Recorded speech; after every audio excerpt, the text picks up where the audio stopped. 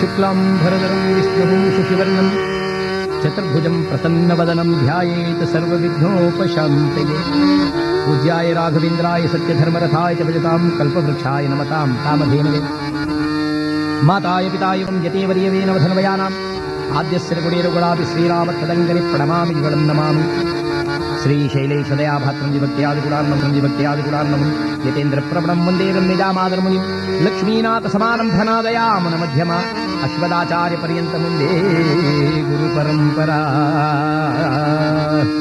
ವಿನಾಯಕ ನಿನು ವಿನಾ ಬ್ರೋಚುಡದು, ವಿನಾಯಕ ನಿನು ವಿನಾ ಬ್ರೋಚುಡದು ಬೇರೆವರು ವಿಘ್ನರಾಜ ವಿನಾಯಕ. ಅನಾಥ ರಕ್ಷಕ ಅನಾಥ ರಕ್ಷಕ ಅನಾಥ ರಕ್ಷಕ ನೀವೇ ಕಾದ ಆದಲಿಲ್ ಚೀನರು ಪ್ರೋವರಾದ. ವಿನಾಯಕ ನಿನು ವಿನಾ ಪ್ರೋಚುಟೆದು ಸರಸಿರುಹಾರು ನಾಯುಗ ಚರಣ ಸತತ ಮುಸಿದ ಜನ ಸಂಕಟಗರಣ ಪರಮ ಕೃಪಾ ಸಾಗರ ಪರಮ ಕೃಪಾ ಸಾಗರವರ ಕರುಣ ಪರಮ ಕೃಪಾ ಸಾಗರವರ ಕರುಣ ಪಾಲಿತ ಜನ ಗೋಪಾಲದಾದ ವಿನಾಯಕ ನಿನು ವಿನಾ ಪ್ರೋಚುಟೆ ಬೇರೆವರು ವಿಘ್ನರಾಜ ನಾಯಕ ವಿನಾಯಕ. ಕಥಾ ಪ್ರಾರಂಭ ಕಾಲದಲ್ಲಿ ದೊಡ್ಡವರಾದವರು ನಿರೂಪಣೆಯನ್ನು ಮಾಡಿದರು. ಸಕಲ ಚರಾಚರಗಳಿಗೂ ಒಡೆಯನಾಗಿರತಕ್ಕಂಥ ಪರಮಾತ್ಮನೇ ಎಲ್ಲಕ್ಕೂ ಮೂಲಾಧಾರ, ನಿತ್ಯನು ಸತ್ಯನು ಪರಂಜ್ಯೋತಿ ಸ್ವರೂಪನು, ಅಣುರೇಣು ತೃಣಕಾಷ್ಟ ಪಿಪೀಲಿಕಾದಿ ಬ್ರಹ್ಮ ಪರ್ಯಂತರವೂ ಅವನೇ ವ್ಯಾಪಿಯಾಗಿದ್ದಾನೆ. ಮಾನವನಿಗೆ ಬರಬಹುದಾದ ಕಷ್ಟ ಸುಖಗಳ ವಿಚಾರವನ್ನು ಬಹುಜನಗಳು ನಮಗೆ ಗ್ರಹಚಾರ ಕಾಲ ಅಂತಾನೆ. ಆ ಗ್ರಹಗಳ ಚಾರವನ್ನು ವಿಚಾರ ಮಾಡುವಾಗ ದೊಡ್ಡವರು ಹೇಳ್ತಾರೆ, ಸಕಲ ಗ್ರಹ ಬಲ ನೀನೇ ಸರಸಿಜಾಖ ನಿಖಿಲ ರಕ್ಷಕ ನೀನೇ ವಿಶ್ವವ್ಯಾಪಕನೇ ಸಕಲ ಗ್ರಹ ಬಲ ನೀನೇ. ಎಲ್ಲ ಗ್ರಹ ಬಲಗಳು ಅವನೇ ಆಗಿದ್ದಾನೆ. ಒಂದೊಂದು ಗ್ರಹಗಳನ್ನು ವಿಂಗಡಿಸಿ ಆಯಾ ಕರ್ಮಕ್ಕೆ ತಕ್ಕ ಫಲವನ್ನು ಕೊಡಲು ಆ ಕಾರಣಭೂತನಾಗಿ ನಿಂತಿರುವ ಪರಮಾತ್ಮನೇ ಮಾಡಿದ್ದಾನೆ ಎಂದಾಗ, ಶನಿ ಪ್ರಭಾವ ಎಂಬತಕ್ಕಂಥದ್ದರಲ್ಲಿ ಬಹುಜನಗಳಿಗೆ ಶನಿರಾಜನು ಭವಡೆಯನ್ನು ಕೊಡುತ್ತಾನೆ ಎಂಬ ಭಾವನೆ ಇದೆ. ಅವರ ಅಹಂಕಾರಕ್ಕೆ ತಕ್ಕ ಫಲವನ್ನು, ಅವರ ಗ್ರಹಚಾರಕ್ಕೆ ತಕ್ಕ ಫಲವನ್ನು ಕೊಡತಕ್ಕಂಥ ಶನೀಶ್ವರನಾಗಿದ್ದಾನೆ ಎಂದ ಮೇಲೆ ಶ್ರೀ ಶನಿ ಮಹಾತ್ಮೆಯನ್ನ ಅಥವಾ ರಾಜಾವಿಕ್ರಮ ಎಂಬತಕ್ಕಂಥ ಕಥಾಭಾಗವನ್ನ ನಾವು ಹೇಳಿ ಆ ಪರಮಾತ್ಮನ ಕರುಣೆಗೆ ನಾವುಗಳೆಲ್ಲರೂ ಪಾತ್ರರಾಗೋಣ. ಮೆರವಪುರದೊಳಗೆ ಪಿರಿಯವನೆನಿಸಿದ ಪರಮ ಪುರುಷ ಹರಿಜೇಜ ಪಾಡೆ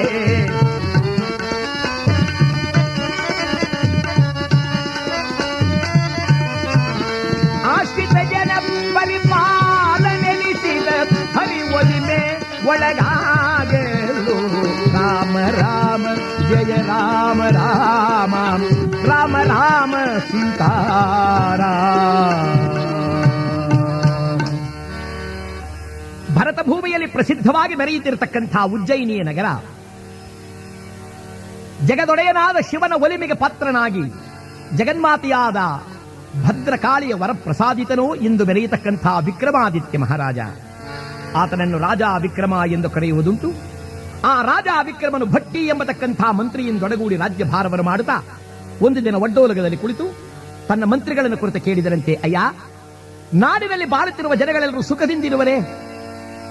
ಮಂತ್ರಿ ನಗತ ಹೇಳ್ತಾನೆ, ಸ್ವಾಮಿ, ಸ್ವಲ್ಪ ವ್ಯತ್ಯಾಸ. ಏನಪ್ಪ? ಬಡವರಾದರು ಎಲ್ಲ. ಬಡವರಾಗೋದ್ರಲ್ಲ ಸ್ವಾಮಿ ಎಲ್ಲರೂ. ಯಾಕಯ್ಯ ಬಡವರಾದರು? ಬೇಡುವರಿಲ್ಲದೆ ಬಡವರಾದರು. ಬೇಡುವವರಿಲ್ಲದೆ ಬಡವರಾಗೋಗ್ಬಿಟ್ಟಿದ್ದಾರೆ ಸ್ವಾಮಿ. ಹಾಗಾದರೆ ಇದನ್ನು ವಿಮರ್ಶೆ ಮಾಡುವಾಗ ದೊಡ್ಡವರು ಹೇಳ್ತಾರೆ, ಆಗಿನ ಕಾಲದಲ್ಲಿ ಭಿಕ್ಷೆ ಬೇಡುವರೇ ಇಲ್ಲ. ಬೇಡುವರಿಲ್ಲದೆ ಬಡವರಾದರು ಅಂದರೆ ಕೊಡೋರೆಲ್ಲ ಕೇಳೋರಿಲ್ಲದೆ ಬಡವರಾದರಂತೆ. ಅಂದರೆ ಆಗಿನ ಕಾಲದಲ್ಲಿ ಕೇಳುವರೇ ಇಲ್ಲ ಅಂತ. ಈಗೇನಾಗಿದೆ ಅಂದ್ರೆ ಕೇಳೋರಿದ್ದಾರೆ, ಕೇಳೋರನ್ನು ಕೇಳೋರೇ ಇಲ್ಲ. ಈಗ ಭಿಕ್ಷೆ ಬೇಡೋ ತರವೂ ಕೂಡ ಬಹಳ ವ್ಯತ್ಯಾಸ. ಭಿಕ್ಷುಕರು ಬಹಳ ಉದ್ದಟತನವಾಗೂ ಮಾತನಾಡ್ತಾರೆ. ಒಂದು ಸಲ ನಾನು ಮನೆಯಲ್ಲಿ ಕುಳಿತಿರುವಾಗ ಒಬ್ಬ ಭಿಕ್ಷುಕ ಬಂದ. ಸ್ವಾಮಿ ಏನಾದರೂ ಕೊಡಿ. ನಾನು ಯಾವುದೋ ಪುಸ್ತಕ ಓದ್ತಿದ್ದೆ. ಆ ಭಿಕ್ಷುಕ ನೋಡಿ ಹೇಳಿದೆ, ಅಯ್ಯೋ ಹೋಗಯ್ಯ, ಸುಮ್ಮನೆ ನೀನ್ ಗಲಾಟೆ ಮಾಡಬೇಡ, ನನಗೆ ಇಲ್ಲ, ನೀನ್ ಬಂದು ಕೇಳ್ತೀಯ, ಹೋಗು ಅಂದೆ. ಅದಕ್ಕೆ ಆ ಭಿಕ್ಷುಕ ನನ್ನೇನಂದ ಅಂದ್ರೆ, ನಿಮಗೆ ಇಲ್ವಾ, ಹಾಗಾದ್ರೆ ಬನ್ನಿ ನನ್ನ ಜೊತೆಯಲ್ಲಿ ಭಿಕ್ಷೆ ಬೇಡೋಣ. ನಾನಂದಿರು, ನನ್ನ ಭಿಕ್ಷೆ ಬೇಡ ಅಂತೀಯ, ಮತ್ತೆ ಏನು ಇಲ್ಲ ಅಂದ್ರಲ್ರಿ, ಏನು ಇಲ್ಲದೆ ಇದ್ರೆ ಭಿಕ್ಷೆ ಬೇಡಿ, ಏನಾದ್ರೂ ಇದ್ರೆ ಕೊಡಿ. ಹಾಗನ್ನಿಸ್ತು, ಓಹೋ, ಭಿಕ್ಷುಕರಿಗೂ ಈ ಭಾವ ಬರುವುದಾದ್ರೆ ಇನ್ನು ಕೊಡ್ತಕ್ಕಂತ ಅವ್ರಿಗೆ ಇನ್ನೆಂಥ ಭಾವ ಬರುತ್ತೆ. ಆ ಕಾಲ ಎಂಥದ್ದಪ್ಪ ಅಂದ್ರೆ ಕರೆದು ಕರೆದು ಕರೆದು ಮೃಷ್ಟಾನ್ನ ಭೋಜನವನ್ನು ಬಡಿಸುವ ಕಾಲ, ಭೂಸುರರಿಗೆ ಕೈ ನೀಡಿ ದಾನ ಧರ್ಮ ಸುವರ್ಣ ದಾನವನ್ನು ಮಾಡುವ ಕಾಲ. ವಿಕ್ರಮಾದಿತ್ಯನ ಆಳ್ವಿಕೆಯಲ್ಲಿ ಎಲ್ಲರೂ ಸುಖದಿಂದಿದ್ದಾರೆ ಅಂದಾಗ ಮಹಾರಾಜ ಮಂತ್ರಿಯನ್ನು ಕೇಳಿದ. ಮಂತ್ರಿ, ನನಗೊಂದು ಅನುಮಾನ ಕಾಣೆಯ.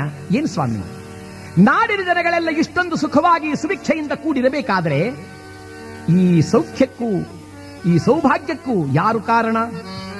ಯಾರು ಕಾರಣ ಅಂದಾಗ ಮಂತ್ರಿ ಹೇಳ್ತಾನೆ, ಸ್ವಾಮಿ, ಕಾರಣ ಎಂದರೆ ಸಕಲ ಜಗತ್ತನ್ನು ಕಾಪಾಡುವ ಪರಮಾತ್ಮನೇ ಕಾರಣ. ಆದರೂ ಇಲ್ಲಿ ಪಂಡಿತರಿದ್ದಾರೆ, ವಿಚಾರ ಮಾಡೋಣ. ಪಂಡಿತರೇ, ತಾವೇನು ಹೇಳ್ತೀರಾ? ಒಬ್ಬ ಪಂಡಿತರಿದ್ದರಂತೆ, ಸ್ವಾಮಿ, ಪ್ರತಿಯೊಬ್ಬ ಮನುಷ್ಯನಿಗೂ ಕಷ್ಟ ಸುಖ ಇತ್ಯಾದಿಗಳ ವ್ಯತ್ಯಾಸ ಬರ್ತಕ್ಕಂಥದ್ದು ಕೇವಲ ನವಗ್ರಹಗಳ ವ್ಯತ್ಯಾಸದಿಂದ. ಒಬ್ಬೊಬ್ಬರು ಒಂದೊಂದು ಯೋಗದಲ್ಲಿದ್ದರೆ ಆ ಯೋಗ ಪ್ರಭಾವದಿಂದ ಬರುತ್ತಾದ್ದರಿಂದ ನಾನು ತಿಳಿದಂತೆ ಈ ಗ್ರಹಗಳೇ ಇಷ್ಟಕ್ಕೆಲ್ಲ ಕಾರಣ. ಮಹಾರಾಜ ಕೇಳಿದ, ಪಂಡಿತರೇ, ನವಗ್ರಹಗಳು ಎಂಬ ಕಥೆಯನ್ನು ಬಹುಕಾಲದಿಂದಲೂ ಕೇಳುತ್ತಿದ್ದೇನೆ. ಈ ಗ್ರಹಗಳಲ್ಲಿ ಶ್ರೇಷ್ಠವಾದ ಗ್ರಹ ಯಾವುದು ಎಂಬುದನ್ನು ತಿಳಿಯಬೇಕು ಎಂಬುದೇ ನನ್ನ ಮನಸ್ಸಿನ ಆಶೆಯಾದ್ದರಿಂದ ದಯಮಾಡಿ ನೀವು ಒಬ್ಬೊಬ್ಬರು ಒಂದೊಂದು ಗ್ರಹಗಳನ್ನು ಆರಾಧನೆ ಮಾಡುವ ಪಂಡಿತರು ಕುಳಿತಿದ್ದೀರಾ, ಹೇಳಿ ಗ್ರಹಗಳ ಮಹಿಮೆಯನ್ನ. ಆಗ ಒಬ್ಬಾತ ಎದ್ದು ಕರಗಳನ್ನು ಜೋಡಿಸಿ ಹೇಳ್ತಾನೆ, ಸ್ವಾಮಿ ಹೇಳು, ಗ್ರಹಗಳಲ್ಲಿ ಸರ್ವಶ್ರೇಷ್ಠನೆಂದು ನನ್ನ ಭಾವನೆ ಸೂರ್ಯ. ಹರಿಹರ ಬ್ರಹ್ಮರೂಪ, ಪರಿಪಾಲಿಸು ಲೋಕದೀಪ, ಏಕಚಕ್ರ ರಥವಾಹಕ, ಛಾಯಾ ಸಂಜ್ಞಾನಾಯಕ, ಲೋಕಾಲೋಕ ಪ್ರಕಾಶಕ, ಸೂರ್ಯಮೂರ್ತಿ ವಿಶ್ವವ್ಯಾಪಕ.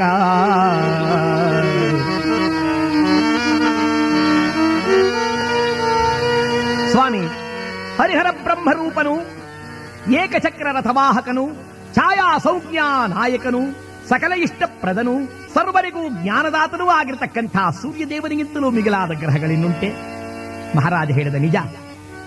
ಸಾಕ್ಷೀಭೂತನಾಗಿ ಸತ್ಯಕ್ಕೆ ತಾನೇ ಆಧಾರನಾಗಿ ನಿಂತಿರಬಹುದಾದಂತಹ ಸೂರ್ಯಮೂರ್ತಿಗೆ ನನ್ನ ಅನಂತ ವಂದನೆಗಳು. ಪಂಡಿತರೇ, ನೀವೇನು ಹೇಳ್ತೀರಾ? ಸ್ವಾಮಿ, ಲೋಕವೆಲ್ಲ ಬರೀ ಬೆಳಕು ಬಿಸಿಲಲ್ಲೇ ಇದ್ದರೆ ಶಾಂತವನ್ನು ಕಾಣುವುದು ಯಾವಾಗ? ನಾನು ಕಂಡಂತೆ ಒಬ್ಬ ಮಹಾನುಭಾವ ಇದ್ದಾನೆ. ಚಂದಿರನು ಬಲು ಸುಂದರನು, ಮಂಗಳ ಕಾರಕರ್ತನು,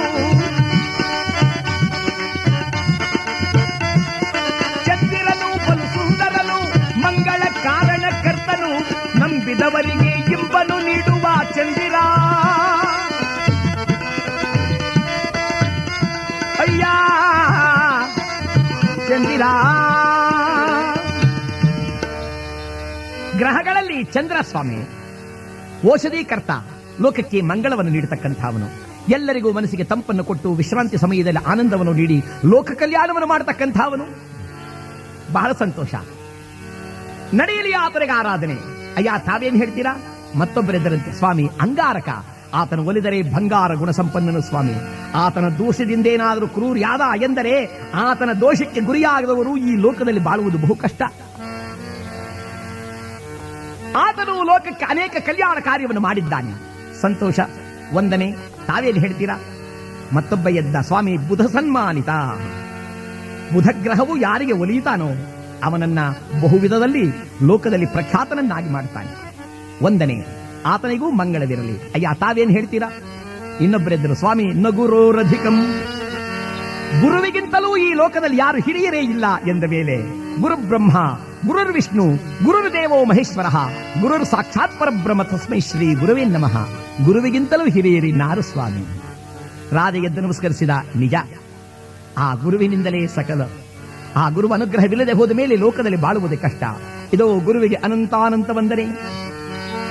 ಮತ್ತೊಬ್ಬ ಪಂಡಿತ ಎದ್ದ, ಸ್ವಾಮಿ, ಏನಿದ್ದರೇನು ಅದೃಷ್ಟ ಇರಬೇಕು ಸ್ವಾಮಿ. ಅದೃಷ್ಟದಲ್ಲಿ ಶುಕ್ರದಶೆ ಅಂತ ಹೇಳ್ತಾರೆ ಸ್ವಾಮಿ.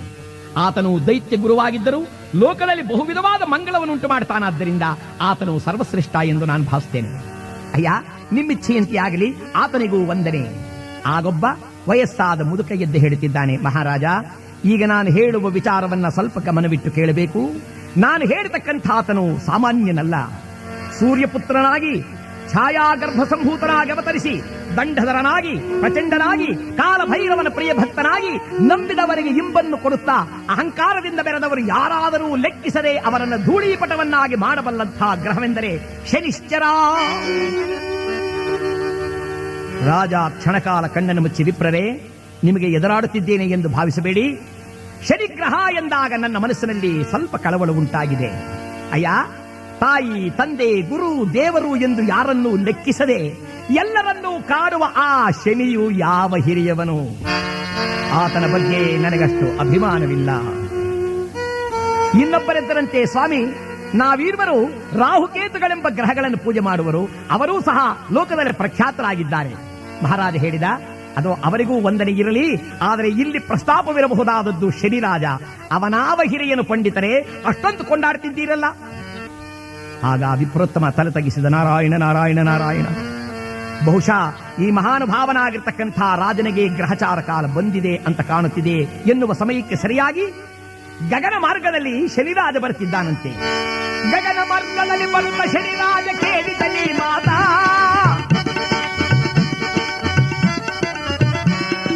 ಗರ್ವದಲ್ಲಿ ಮೆರವ ಅರಸನ ಗರ್ಭಭಂಗ ಮಾಡಲು ತಾನಾಗ, ಗರ್ವದಿ ಬೆರೆಯುವ ಅರಸನ ಗರ್ಭಭಂಗ ಮಾಡಲು ತಾನಾಗ, ಸರಸರ ಇಳಿಯುತ್ತ ಧರೆಯೊಳಗ ಕ್ಷಣ ಬಂದನಾಗ ಬಲು ಬೇಗ.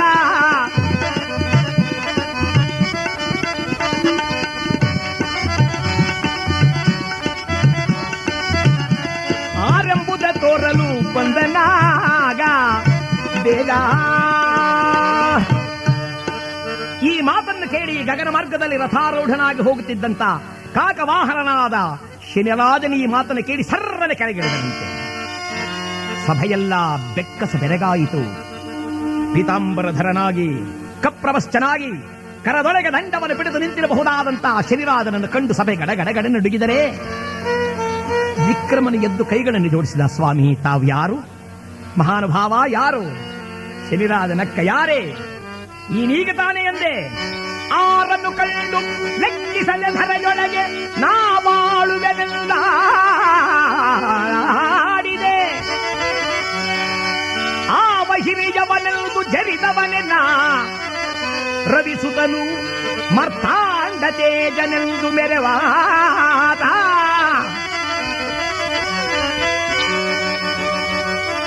ರಾಜ, ಅವನಾವ ಹಿರಿಯವನು ಎಂದು ಈಗ ಜರಿದೆಯಲ್ಲ, ಅವನೇ ಆ ರವಿಸುತನೇ, ಆ ಛಾಯಾ ಗರ್ಭ ಸಂಭೂತನಾಗಿ ಅವತರಿಸಿರುವ ಶನಿಶ್ಚರ. ಮಹಾರಾಜ ಗೆದ್ದ, ದೇವ ಶನಿರಾಜ, ನೀನು ಯಾರು ಎಂಬುದನ್ನು ನಾನು ಬಲ್ಲೆ ಸ್ವಾಮಿ. ನೀನು ಮುರಿದರೆ ಯಾರೊಬ್ಬರು ಉಳಿಯಲಾರೆಂಬುದನ್ನು ನಾನು ಬಲ್ಲೆ. ಆದರೆ ಸಿಂಹಾಸನದ ಮೇಲೆ ಕುಳಿತು ನ್ಯಾಯವನ್ನೇ ಹೇಳಬೇಕಾದ ಈ ವಿಕ್ರಮಾದಿತ್ಯ, ತಂದೆ, ತಾಯಿ, ಗುರು, ದೈವವನ್ನು ಲೆಕ್ಕಿಸದೆ ಎಲ್ಲರನ್ನೂ ಕಾಡುವನೊಬ್ಬ ದೇವರೇ ಎಂದು ನಿನ್ನನ್ನು ಜರಿದದ್ದು ನಿಜ. ಆದರೆ ಅದನ್ನು ಅಪರಾಧವೆಂದು ಭಾವಿಸುತ್ತಿರುವೆಯಾ? ಶನಿರಾಜ ಹೇಳಿದ, ಅರಸ, ಸತ್ಯಸಂಧನು, ನಿಷ್ಠಾವಂತನು, ಧರ್ಮಿಷ್ಠನೂ ಆಗಿರತಕ್ಕಂಥ ನಿನಗೆ ಈ ಭಾವನೆ ನಿನ್ನ ಮನದೊಳಗೆ ಮೂಡಬೇಕಾದರೆ ಕಾರಣವೇನು ಬಲ್ಲೆಯಾ? ನಿನ್ನ ಗ್ರಹಗತಿಗಳಲ್ಲಿ ನಾನು ಪ್ರವೇಶ ಮಾಡಿ 7 ವರ್ಷಗಳ ಕಾಲ ನಿನ್ನನ್ನು ಕಾಡಬೇಕಾಗಿದೆ. ಆದ್ದರಿಂದಲೇ ಈ ಕಾರ್ಯ ಬಂದಿದೆ. ವಿಕ್ರಮ ಕೇಳಿದ, 7 ವರ್ಷಗಳ ಕಾಲ? ಅಯ್ಯ ಮಹಾನುಭಾವ, ನೀನು ನಿನ್ನ ಪ್ರಭಾವವನ್ನು ನನ್ನ ಮೇಲೆ ಬೀರಿದೆಯಾದರೆ ಸಾಮಾನ್ಯನಾದ ನಾನು ಬಾಳುವುದಾದರೂ ಕಷ್ಟ. ನೀನೇ ನನ್ನನ್ನು ಸಂರಕ್ಷಣೆ ಮಾಡಬೇಕು. ಶನಿರಾಜ ಹೇಳಿದ, ಅಯ್ಯ, ಗ್ರಹಚಾರ ಕಾಲ ಪ್ರಾಪ್ತವಾಗುವುದನ್ನು ಯಾರೂ ತಪ್ಪಿಸಲಾರರು. ಹರೀಣಾಪಿ ಹರೇಣಾಪಿ ಬ್ರಹ್ಮೇಣಾಪಿ ಸುರೈರಪಿ ಲಲಾಟ ಲಿಖಿತಾರೇಖಾ ಪರಮೇಷ್ಟಿ ನ ಶಕ್ಯತೆ. ಯಾರಿಂದಲೂ ತಡೆಯಲು ಸಾಧ್ಯವಿಲ್ಲ. ಆದರೂ ಸಹ ನಿಷ್ಠಾವಂತನು, ಸತ್ಯವಂತನು, ಧರ್ಮಿಷ್ಠನು, ಜಗನ್ಮಾತೆಯಾದ ಕಾಳಿಗೆ ಪ್ರೀತನಾದವನಾದ್ದರಿಂದ ನಿನಗೆ ಬರಬಹುದಾದ ದುರಿತಗಳು ಸ್ವಲ್ಪ ದೂರ ಆಗಬಹುದು. ಆದರೂ ನನ್ನನ್ನು ಹಿಂಕರಿಸಿ ಮಾತನಾಡಿದ ಕಾರಣ ನೀನು ಈ ಕಷ್ಟಗಳನ್ನು ಅನುಭವಿಸಲೇಬೇಕು ಅಂತ ಥಟ್ಟನೆ ಮಾಯವಾದ. ಮಹಾರಾಜ ಪಕ್ಕದಲ್ಲಿ ತಿರುಗಿದ, ಮಂತ್ರಿ ಮುಂದೇನು ಮಾಡುವುದು? ಮಂತ್ರಿ ಹೇಳಿದ, ಸ್ವಾಮಿ, ಆದ ಕಾರ್ಯಕ್ಕಾಗಿ ಚಿಂತಿಸುವುದನ್ನು ಬಿಟ್ಟು ಶಾಂತಿ ಕಾರ್ಯಗಳನ್ನು ಮಾಡೋಣ. ಅದರ ಮೇಲೆ ಶನಿರಾಜ ತನ್ನ ಇಷ್ಟ ಬಂದಂತೆ ಮಾಡಲಿ ಎಂದಾಗ ಅರಮನೆಯ ಪುರೋಹಿತರುಗಳನ್ನೆಲ್ಲ ಬರಮಾಡಿಸಿ ಅನೇಕ ವಿಧವಾಗಿರತಕ್ಕಂತಹ ಶಾಂತಿ ಕಾರ್ಯಗಳನ್ನೆಲ್ಲ ಮಾಡಿಸ್ತಾ ಇದ್ದಾರೆ. ಒಂದು ದಿನ ಶನಿರಾಜ ಕಾರವಾರ ಎಂಬುವನ ವೇಷವನ್ನು ಹಾಕಿಕೊಂಡು ಒಂದು ಕುದುರೆ ಹಿಡ್ಕೊಂಡು ಬರ್ತಾ ಇದ್ದಾನಂತೆ. ಅಯ್ಯ ನೋಡಿ ಇದೆಂಥ ಕುದುರೆ, ನೋಡಿರಯ್ಯ ತುರಗ, ಇದೆಂಥ ಚಲುವು ತುರಗ, ನೋಡಿರಯ್ಯ ತುರಗ.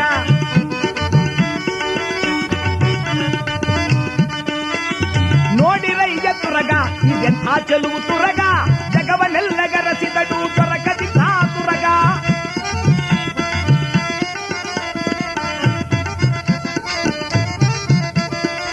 ಮೂಜಗದೊಳಗೆಲ್ಲ ಹುಡುಕಿದರೂ ದೊರಕದ ತುರಗ.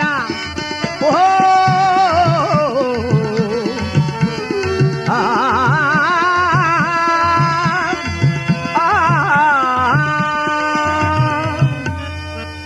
ನೋಡಿ ಎಂಥ ಕುದುರೆ ಇದು, ಎಂಥ ಕುದುರೆ. ಆ ಕುದುರೆಯನ್ನು ಕಂಡವರೆಲ್ಲ ಬೆರಗಾಗ್ತಾ ಇದ್ದಾರಂತೆ. ಅಬ್ಬಬ್ಬಾ ಎಷ್ಟು ತೇಜಪುಂಜವಾಗಿದೆ ಈ ತುರಗ, ಅಬ್ಬಬ್ಬಾ ನಾವೆಲ್ಲೂ ಕಂಡಿಲ್ಲ ಎಂದು ಆಶ್ಚರ್ಯಪಡುತ್ತಿದ್ದರೆ ಶನಿರಾಜ ಆ ಕುದುರೆಯನ್ನು ಅರಮನೆಯ ಮುಂಭಾಗದಲ್ಲಿ ತಂದು ನಿಲ್ಲಿಸಿದ. ಉಪ್ಪರಿಕೆಯ ಮೇಲೆ ನಿಂತಿದ್ದ ವಿಕ್ರಮ ಕುದುರೆಯನ್ನೇ ನೋಡಿ ಭಟ್ಟಿ, ಆ ಕುದುರೆ ನೋಡಿದೆಯಾ ಎಷ್ಟು ಅಂದವಾಗಿದೆ, ಆಹಾ ನಾನು ಇದುವರೆಗೂ ಇಂಥ ಕುದುರೆಯನ್ನು ಕಂಡದ್ದೇ ಇಲ್ಲ. ಶಿವನ ಚಿತ್ತ, ಪರಮಾತ್ಮನ ಸಂಕಲ್ಪ, ವಿಕ್ರಮನ ಮನಸ್ಸು ಆ ಕುದುರೆಯ ಮೇಲೆ ಇತ್ತು. ಕುದುರೆಯು ವಿಕ್ರಮನನ್ನು ಆಕರ್ಷಿಸಿದೆ. ಕೂಡಲೇ ಸೇವಕರನ್ನು ಕರೆದ, ಹೋಗಿ ಕೇಳಿ ವಿಚಾರಿಸಿ ಆ ಕಾರವಾರನನ್ನ ಎಷ್ಟು ಆ ಕುದುರೆಯ ಬೆಲೆ. ಅವನು ಬಂದ, ಏನಪ್ಪಾ ಅಯ್ಯ ಕುದುರೆ ವ್ಯಾಪಾರಿ, ಎಷ್ಟು ಇದರ ಬೆಲೆ? ಆಗ ಶನಿರಾಜ ಕಾರವಾರನ ವೇಷದಾಗಿದ್ದವನು ನಗುತ್ತಾ ಹೇಳ್ತಾನೆ, ಅಯ್ಯ ಬೆಲೆ ಆಮೇಲೆ ಕೇಳೋದು, ಮೊದಲು ಕೇಳು ಈ ಕುದುರೆಯ ಮೇಲೆ ಕುಳಿತು ಸವಾರಿಯನ್ನು ಮಾಡುವ ಧೀರ ಸವಾರ ಯಾರಿದ್ದಾನೆ ಈ ಉಜ್ಜಯಿನಿಯಲ್ಲಿ? ಸೇವಕ ಬಂದ, ಸ್ವಾಮಿ ಅವನು ಬಹಳ ಉದ್ದಟ ಸ್ವಾಮಿ. ಏನಯ್ಯ ಇದರ ಬೆಲೆ ಅಂದ್ರೆ, ಮೊದಲು ಈ ಕುದುರೆ ಮೇಲೆ ಕುಳಿತು ಸವಾರಿ ಮಾಡೋರು ಯಾರಿದ್ದಾರೆ ಕೇಳು ಅಂತಾನಲ್ಲ ಸ್ವಾಮಿ. ವಿಕ್ರಮನಂದ, ಅಷ್ಟು ಸೊಕ್ಕೆ ಅವರಿಗೆ, ಇದೋ ಈಗಲೇ ಅವನ ಸೊಕ್ಕಡಿಗಿಸಿಬಿಡ್ತೇನೆ ಅಂತ ಧಡ ಧಡ ಧಡನ ಅರಮನೆಯಿಂದ ಇಳಿದು, ಎಲ್ಲವೋ ಕಾರವಾರ, ಕುದುರೆಯ ಬೆಲೆಯನ್ನು ಕೇಳಿದರೆ ಅದರ ಮೇಲೇರಿ ಸಂಚರಿಸುವ ಧೀರನಿಲ್ಲ ಎಂದು ಉಜ್ಜಯಿನಿಗೆ ಅಪಮಾನ ಮಾಡುತ್ತಿರುವೆಯಾ? ನೋಡು ಈಗಲೇ ನಾ ಈ ಕುದುರೆಯನ್ನೇರಿ ಸಂಚಾರ ಮಾಡಿ ಇದರ ಮನವನ್ನಡಗಿಸಿಬಿಡ್ತೇನೆ ಅಂತ ಹತ್ತಿದ ಆ ಕುದುರೆಯ ಮೇಲೆ ಕುಳಿತ. ಶನಿರಾಜನು ನಗುತ್ತಿದ್ದಾನೆ. ವಿಕ್ರಮ, ನೀನೇರಿರುವುದು ಈಗ ತುರಗವಲ್ಲ, ಅದು ನನ್ನ ಮನಸ್ಸು. ನಿನ್ನನ್ನು ಕೊಂಡೊಯ್ದು ಎಲ್ಲಿ ಉರುಳಿಸಬೇಕೆಂದು ನನ್ನ ಚಿತ್ತವಿದೆಯೋ ಅಲ್ಲೇ ನೀನು ಬೀಳಬೇಕಾಗಿದೆ. ಈಗ ಹೊರಡು ಎಂದಾಗ ವಿಕ್ರಮನು ಪಕ್ಕದಲ್ಲಿ ತಿರುಗಿ, ಮಂತ್ರಿ ಭಟ್ಟಿ, ರಾಜ್ಯವನ್ನು ಸ್ವಲ್ಪ ನೋಡ್ಕೋ, ಅಷ್ಟರೊಳಗಾಗಿ ನಾನು ಈ ತುರಗ ಸಂಚಾರವನ್ನು ಮಾಡಿ ಬರ್ತೇನೆ ಎಂಬುದಾಗಿ ಹೇ ಎಂದ. ಧಡ ಧಡ ಧಡ ಧಡ ಧಡ ಧಡ ಧಡ ಧಡನೆ ವೇಗವಾಗಿ ಹೊರಟಿದೆ ಕುದುರೆ. ಹೊರಟಾಗ ಈ ವಿಕ್ರಮ ನೋಡಿದ, ಬಲ ಎಷ್ಟು ವೇಗವಾಗಿ ಹೋಗ್ತಾ ಇದೆ.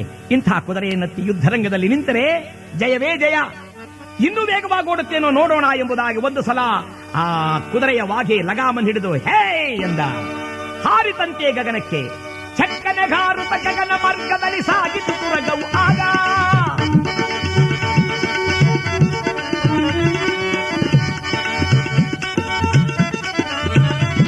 ಜಗವೆಲ್ಲ ಬೆರಗಾಗುವ ತೆರದೊಳಗೆ ಸಾಗಿತು ಬೇಗ.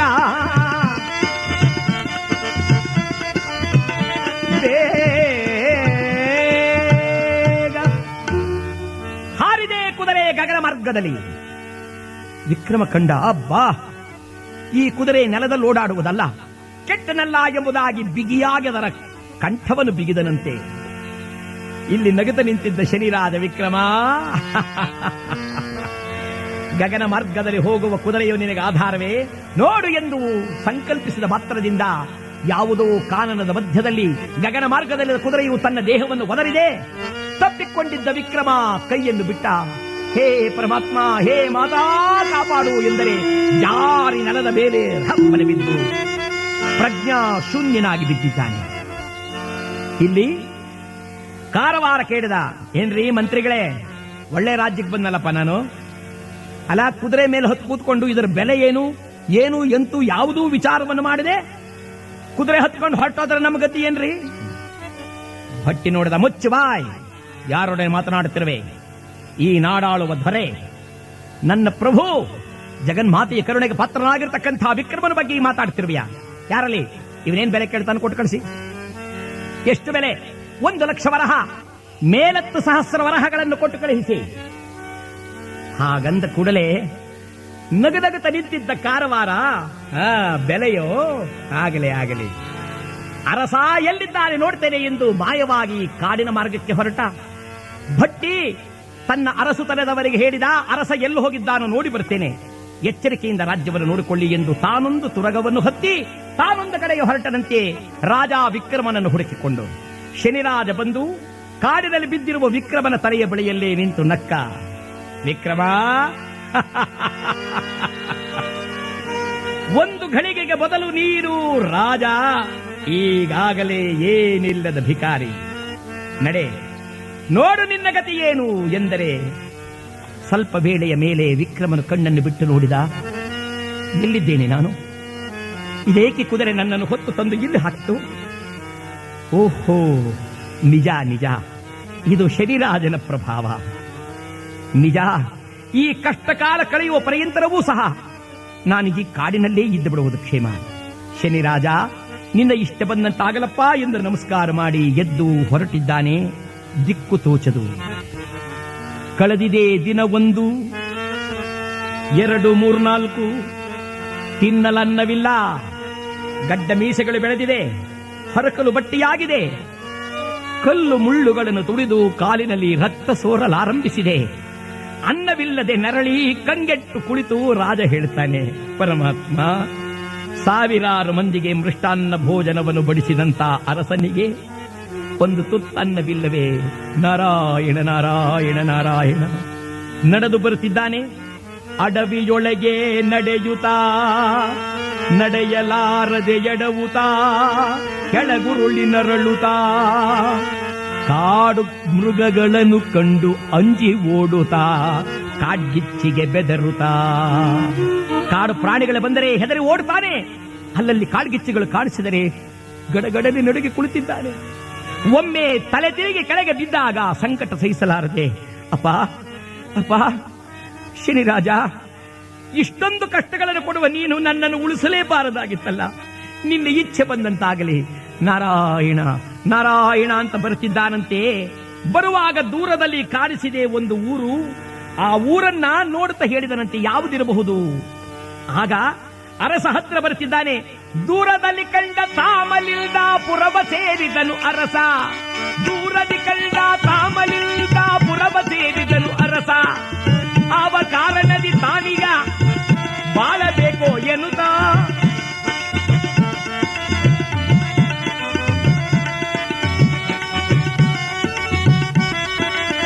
ನಾರಾಯಣ. ದೂರದಿಂದ ನೋಡಿದ ತಾಮಲಿಂದಾಪುರವನ್ನ. ಇದ್ಯಾವುದೋ ಊರು ಕಾಣ್ತಾ ಇದೆ. ಇಲ್ಲಿಯಾದರೂ ಹೋಗಿ ನಾನು ಸ್ವಲ್ಪ ಕಾಲ ಯಾರಲ್ಲಾದ್ರೂ ಏನಾದ್ರೂ ಯಾಚನೆಯನ್ನಾದ್ರೂ ಮಾಡೋಣ ಎಂದು ತಾಮಲಿಂದಾಪುರಕ್ಕೆ ಬಂದ. ಆದರೆ ಅಲ್ಲಿ ಕೈ ಚಾಚಿ ಯಾರನ್ನು ಕೇಳಲು ಮನ ಬರಲಿಲ್ಲ. ಕರೆದು ಭೂಸುರರಿಗೆ ದಾನವನ್ನು ಮಾಡಿದ ಈ ಕರವನ್ನ ಮತ್ತೊಬ್ಬರಲ್ಲಿ ಬೇಡಲಾರೆ.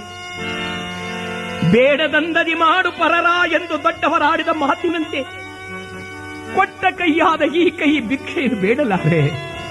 ಶನಿರಾಜ, ರಾಜ್ಯವೆಲ್ಲೋ, ಬಂಧು ಬಳಗವೆಲ್ಲೋ, ಸೇನೆಗಳೆಲ್ಲೋ, ನಾನು ಎಲ್ಲಿ? ನಿನ್ನ ಇಚ್ಛೆ ಇದ್ದಂತಾಗಲಪ್ಪ ಎಂದು ಬಂದ.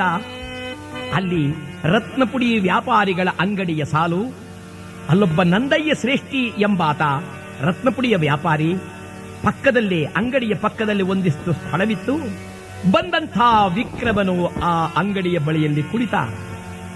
ಏನು ವಿಚಿತ್ರ ಲೀಲೆ ಎನ್ನೋಣ ಅಂದರೆ, ಆ ದಿನ ನಂದಯ್ಯ ಶ್ರೇಷ್ಠಿಗೆ ಅಪಾರವಾದ ವ್ಯಾಪಾರ.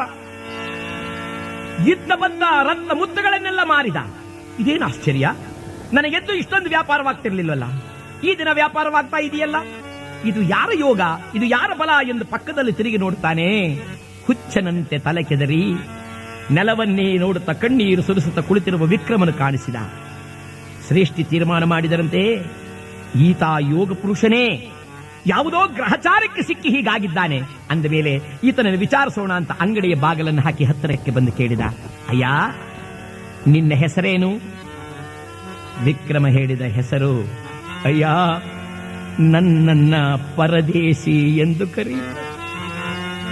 ಶ್ರೇಷ್ಠಿ ಅಂದ, ಪಾಪ ದುಃಖ ಪಡಬೇಡ. ಗ್ರಹಚಾರ ಕಾಲ ಬಂದಾಗ ಎಂಥವರೆಗೂ ಈ ರೀತಿ ಆಗುವುದು ಸಹಜ. ಅಪ್ಪ ನಿನ್ನ ಹೆಸರೇನಯ್ಯ? ವಿಕ್ರಮನೊಂದು ಹೇಳಿದ, ಸ್ವಾಮಿ ನನ್ನನ್ನು ವಿಕ್ರಮ ಎಂದು ಕರೆಯುತ್ತಾರೆ. ಆದರೆ ಗ್ರಹಚಾರಕ್ಕೆ ಸಿಕ್ಕಿ ಈ ವಕ್ರರೂಪಿಯಂತೆ ಕಾಣುವ ನಾನು ವಿಕ್ರಮ ಎಂದು ಹೇಳಲು ಮನಬಾರದೆ ತತ್ತರಿಸುತ್ತಿದ್ದೆ. ಶ್ರೇಷ್ಠಿ ಸಂತೈಸಿದಪ್ಪ, ಹಾಗಲ್ಲಪ್ಪ, ಎಲ್ಲ ದೇವರ ಸಂಕಲ್ಪ, ಭಯಪಡಬೇಡ ಬಾ ಎಂದು ಕರೆತಂದು ಮನೆಯಲ್ಲಿ ಆತನನ್ನು ಉಪಚರಿಸಿ ಸ್ನಾನಾದಿಗಳನ್ನು ಮಾಡಿಸಿ ಉಚಿತ ವಸ್ತ್ರಗಳನ್ನು ಕೊಟ್ಟು ಊಟಕ್ಕಾಗಿ ಕೂರಿಸಿ ಮಗಳನ್ನು ಕರೆದರಂತೆ. ಅಮ್ಮ ಅಲೋಲಿಕ, ಪಾಪ ಗ್ರಹಚಾರಕ್ಕೆ ಸಿಕ್ಕಿರುವನೀತ, ಆತನಿಗೆ ಸುಭೋಜನವನ್ನು ಮಾಡುವಂಥ ಕಾರ್ಯ ನೀನು ನೆರವೇರಿಸಮ್ಮ. ಆಲೋಲಿಕೆ ಬಡಿಸಿದ್ದಾಳೆ. ಅಯ್ಯ ಭೋಜನ ಮಾಡು. ವಿಕ್ರಮನಿಗೆ ಅನುಮಾನ, ನಾನು ಅನ್ನವನ್ನು ತೊಟ್ಟರೆ ಇದು ಅನ್ನಕ್ಕೆ ಬದಲಾಗಿ ಮಣ್ಣಾದರೆ ಏನು ಮಾಡಲಿ? ಇಲ್ಲ ನೋಡ್ತೇನೆ ಎಂದು ತೊಟ್ಟ, ಅದು ಅನ್ನವಾಗಿ ಸಿಕ್ಕಿಬಿಡ್ತು. ನನ್ನ ಮೇಲೆ ಎಷ್ಟೊಂದು ಪ್ರೇಮ ಪರಮಾತ್ಮ, ದೊರಕಿಸಿಕೊಟ್ಟೆಯಾ ಎಂಬುದಾಗಿ ಅನ್ನವನ್ನು ತೆಗೆದು ಅನ್ನ ಬ್ರಹ್ಮ ಕಾಣದೆ ಕಾಡಿನಲ್ಲಿ ಪಳಲಿ ನಿನಗಾಗಿ ತತ್ತರಿಸುತ್ತಿದ್ದ ನನಗೆ ದೊರೆತೆಯ ನಾರಾಯಣ ನಾರಾಯಣ ನಾರಾಯಣ ಅಂತ ಮೃಷ್ಟಾನ್ನ ಭೋಜನವನ್ನು ಮಾಡಿದ. ತೃಪ್ತಿಯಾಗಿ ನಂದಯ್ಯ ಶ್ರೇಷ್ಠಿ ಹೇಳಿದ, ಪಾಪ ಸ್ವಲ್ಪ ವಿಶ್ರಾಂತಿಯನ್ನು ಪಡೆಯುವಂತೆ ಬಾ ಎಂದು ಕರೆತಂದು ತನ್ನ ಮನೆಯೊಳಗೆ ಒಂದು ಅರೆಯಲ್ಲಿ ಈತನನ್ನು ನಿದ್ರೆ ಮಾಡಲು ಅವಕಾಶ ಕೊಟ್ಟನಂತೆ. ಸುಪತ್ತಿಗೆಯ ಮೇಲೊರಗಿದೊಡನೆ ವಿಕ್ರಮನಿಗೆ ಹಾಗೇ ಗಾಢ ನಿದ್ರೆ ಪ್ರಾಪ್ತವಾಗಿದೆ. ಇಲ್ಲಿ ನಂದಯ್ಯ ಶ್ರೇಷ್ಠಿ ತನ್ನ ಮಗಳನ್ನು ಕರೆದ, ಅಮ್ಮ ಅಲೋಲಿಕ, ಈತನಿಗೆ ನಿನ್ನನ್ನು ಕೊಟ್ಟು ಮದುವೆ ಮಾಡೋಣ ಅಂತ ತೀರ್ಮಾನ ಮಾಡಿದ್ದೇನಮ್ಮ. ಕಾರಣ ನೋಡುವುದಕ್ಕೆ ಈತ ಹೀಗೆ ಕಂಡರೂ ಇವನೊಬ್ಬ ರಾಜನೋ ಯೋಗ ಪುರುಷನೋ ಇರಬಹುದು ಅಂತ ನನ್ನ ಮನಸ್ಸಿಗನಿಸುತ್ತೆ. ಎಲ್ಲೋ ಗ್ರಹಚಾರಕ್ಕೆ ಸಿಕ್ಕಿದ್ದಾನಮ್ಮ ಅಷ್ಟೇ. ಮಗಳನ್ನಪ್ಪ, ಕಂಡವರನ್ನೆಲ್ಲ ಬಹಳ ಒಳ್ಳೆಯವರು ಅಂತ ತೀರ್ಮಾನ ಮಾಡಿಬಿಡ್ತೀಯಪ್ಪ. ನೋಡುವುದಕ್ಕೆ ಹಾಗೆ ಕಂಡ ಮಾತ್ರದಲ್ಲಿ ಅವರೆಲ್ಲರೂ ಒಳ್ಳೆಯವರು ಅನ್ನೋ ತೀರ್ಮಾನ ಹೇಗೆ? ಅಪ್ಪ ನೀನು ತಪ್ಪಾಗಿ ಭಾವಿಸದೆ ಹೋದರೆ ನಾನೊಂದು ಸಲ ಆತನನ್ನು ಪರೀಕ್ಷೆ ಮಾಡುತ್ತೇನೆ, ಆ ನಂತರ ನಿನ್ನಿಷ್ಟ ಬಂದಂತಾಗಲಿ. ತಂದೆ ನಕ್ಕ, ನಿನ್ನಿಚ್ಛೆಯಮ್ಮ, ನೀನು ವಿವಾಹವಾಗುವಳಾದ್ದರಿಂದ ಈ ವರನಿ ಎಂಥವನು ಎಂದು ನೀನು ಪರೀಕ್ಷೆ ಮಾಡಿ ನೋಡು, ಆ ನಂತರದಲ್ಲಿ ಮಾತನಾಡೋಣ ಎಂದರೆ ಮಹಾನುಭಾವಳಾದ ಆಲೋಲಿಕೆ ಪರೀಕ್ಷಾರ್ಥವಾಗಿ ಒಂದು ತಟ್ಟೆಯಲ್ಲಿ ಹಣ್ಣು ಹಂಪಲಗಳನ್ನು ಹಿಡಿದು ಒಂದು ಬಟ್ಟಲಲ್ಲಿ ಹಾಲನ್ನು ತುಂಬಿ ಅದನ್ನು ಆತನಿಗೆ ಸಮರ್ಪಣೆ ಮಾಡೋಣ ಎಂದು ಹೊರಟನಂತೆ. ಇಲ್ಲಿ ಅರೆಯಲ್ಲಿ ಮಲಗಿರುವ ಆ ವಿಕ್ರಮನ ತಲೆ ಎತ್ತರ ಶರೀರಾದ ತಾನು ಪ್ರತ್ಯಕ್ಷವಾಗಿ ನಗುತ್ತಾನೆ. ಒಂದು ತನ್ನ ಸಿಕ್ಕಿ ಸಂತೋಷವೇ ನೋಡು ಎಂಬುದಾಗಿ ತಾನು ಅಲ್ಲಿಯೇ ನಿಂತು ಮುಂದಾಗುವ ಕಾರ್ಯವನ್ನು ಎದುರು ನೋಡುತ್ತಾ, ಈ ಸುಖವು ಒಂದಿಷ್ಟು ಕಾಣುತ್ತಿದೆ ವಿಕ್ರಮ, ಇದರ ಹಿಂದುಗಡೆ ನಿನಗೆ ಅಡಕವಾಗಿದೆ ದುಃಖ ಎಂದು ಅಲ್ಲೇ ನಗುತ್ತಾ ನಿಂತ. ಈ ವೇಳೆಗೆ ಆಲೋಲಿಕೆಯು ಕೈಯಲ್ಲಿ ಹಿಡಿದಿರುವ ಹಣ್ಣು ಹಂಪಲಗಳ ಸಹಿತ ಅರೆಯನ್ನು ಪ್ರವೇಶ ಮಾಡಿದಳು. ಶನಿರಾಜ ಅದೃಶ್ಯನಾದ. ಈಕೆ ನೋಡುತ್ತಾಳೆ, ಇದೇನೀತ ಮಲಗಿದ್ದಾನಲ್ಲ, ಈ ರೀತಿಯಾಗಿ ಮಲಗುತ್ತಾರೆಯೇ ರಾಜರು? ಪರಸ್ಥಳದಲ್ಲಿ ನಿದ್ರೆ ಮಾಡುವಾಗ ಎಷ್ಟು ಎಚ್ಚರಿಕೆಯಿಂದಿರಬೇಕು. ಆಹಾ, ರಾಜರು ಗಾನಪ್ರಿಯರು. ಒಂದು ವೇಳೆ ಈತ ಅಂತಹ ಯಾವುದಾದರೂ ದೇಶದ ರಾಜನಾಗಿದ್ದು ಇಂತಹ ಸ್ಥಿತಿಗೆ ಬಂದಿದ್ದರೆ ಈತನನ್ನು ಎಚ್ಚರಪಡಿಸುವ ವಿಧಾನ ಇದೊಂದಿದೆ ಎಂದು ಪಕ್ಕದಲ್ಲೇ ಇದ್ದ ವೀಣೆಯನ್ನು ತೆಗೆದಳಂತೆ.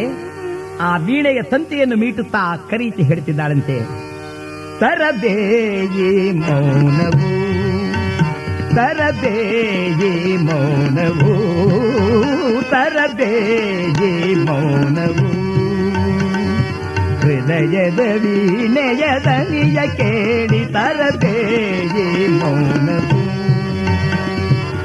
ವನಸು ಮಗರಳುತೆ ಬೀರ ಸೌರಭ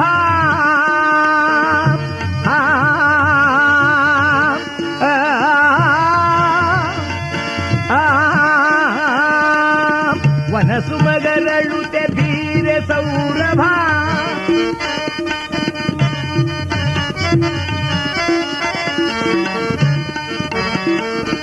ವನಸು ಮಗರಳುತೆ ಬೀರ ಸೌರಭ ನಲಿಯುತ್ತಿದೆ ಭ್ರಮರ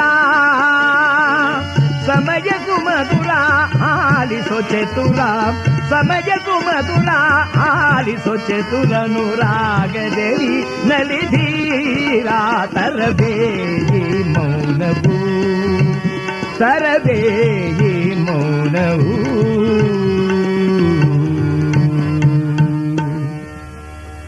ಗಾನ ಹಾಡಿ ನೋಡಿದರೆ ವಿಕ್ರಮನಿಗೆ ಎಚ್ಚರಿಕೆಯಾಗಲಿಲ್ಲ. ನಮ್ಮ ತಂದೆ ಮೋಸ ಹೋಗ್ತಾ ಇದ್ದಾರೆ, ಈತ ಅಂಥವನಲ್ಲ ಎಂದು ಈ ಆಲೋಲಿಕೆ ಭಾವಿಸುವುದರೊಳಗಾಗಿ ಶನಿ ಪ್ರಭಾವದಿಂದ ಈಕೆಗೆ ಸಹಿಸಲಾರದಷ್ಟು ಸೆಕೆ ಪ್ರಾಪ್ತವಾಗಿದೆಯಂತೆ. ಅಬ್ಬಬ್ಬ, ಏನು ಈ ದಯೆ!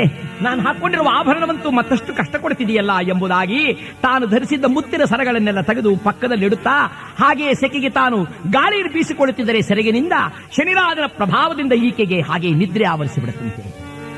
ಮಲಗಿದಳು ಪಕ್ಕದಲ್ಲಿ. ಹಾಗೆ ಆ ಕೂತಿದ್ದ ಪೀಠದ ಮೇಲೆ ಹೊರಗೆ ಮಲಗಿದಳಂತೆ. ಆಗ ಎಚ್ಚರಿಕೆಯಾಯಿತು ವಿಕ್ರಮನಿಗೆ. ಯಾರೋ ಸಂಗೀತ ಹಾಡುತ್ತಿದ್ದಾರಲ್ಲ ಎಂದು ಎದ್ದು ನೋಡಿದ. ತನಗನ್ನವನ್ನು ಬಡಿಸಿದ ಆಲೋಲಿಕೆ. ಇದೇಕೆ? ಈಕೆ ಹೀಗೇಕೆ ಆ ಮಾಲೆಯನ್ನೆಲ್ಲ ತೆಗೆದಿಟ್ಟಿದ್ದಾಳೆ? ಏನಿರಬಹುದು ಆಶ್ಚರ್ಯ? ಏನಿದೆ ಹೀಗಾಗುತ್ತಿದೆಯಲ್ಲ ಅನ್ನುವಾಗ ವಿಕ್ರಮನ ಎದುರಿನಲ್ಲೇ ಇದ್ದಂಥ ಗೋಡೆಯ ಮೇಲೆ ನೇತು ಹಾಕಿರತಕ್ಕಂಥ ಒಂದು ಭಾವಚಿತ್ರ, ಹಂಸಪಕ್ಷಿಯ ಚಿತ್ರ. ಆ ಹಂಸಪಕ್ಷಿಯ ಚಿತ್ರದಲ್ಲಿದ್ದ ಹಂಸ ಹಾರಿ ನಿಜ ರೂಪದಲ್ಲಿ ಬರ್ತಾ ಇದೆಯಂತೆ. ಬರಬರನೆ ಹಾರಿ ಬರುವಾಗ ವಿಕ್ರಮ ನೋಡಿದ, ಇದೇನಿದು? ಹೇ ಪಕ್ಷಿ, ತಾಳು ತಾಳು ಅನ್ನುವುದರೊಳಗಾಗಿ ಬಂದು ಆಲೋಲಿಕೆಯ ಪಕ್ಕದಲ್ಲಿದ್ದ ಮುತ್ತಿನ ಮಾಲೆಗಳನ್ನು ಒಂದೊಂದಾಗಿ ನುಂಗುತ್ತಾ ಇದೆ. ಇವನಂದ ಏನು ಆಶ್ಚರ್ಯ! ಶಿವ ಕಂಡರಿಯದ ತೆರದೊಳಗೆ ಲೋಕ, ಕಂಡರಿಯದ ತೆರದೊಳಗೆ ಆದ ವಿಚಿತ್ರವನು ವಿಕ್ರಮನು ಕಾಣದೆಲೆ ಮನದೆ.